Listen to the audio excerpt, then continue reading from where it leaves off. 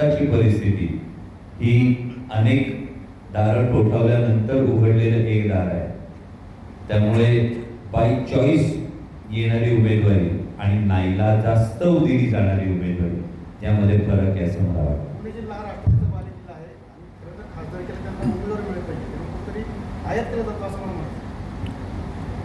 कसं आहे की एखाद्या पक्षाच्या राष्ट्रीय अध्यक्षांना येऊन त्यांच्या आमदारांची समजूत काढावी लागणं, कार्यकर्त्यांची समजूत काढावी लागणं, मनोमिलन करावं लागणं आणि ज्या कार्यकर्त्यांनी 20 वर्ष टोकाचा संघर्ष केला आहे अशा व्यक्तीला केवळ नाईलाज म्हणून स्वीकारावं लागणं, मला वाटतं की ही जी परिस्थिती ही परिस्थितीच खूप बोलकी आहे.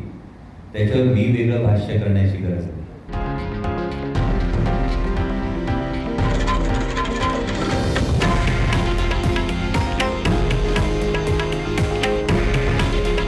हे आहे देशातील नंबर 1 न्यूज नेटवर्क आणि आपण पाहत आहात TV9 मराठी.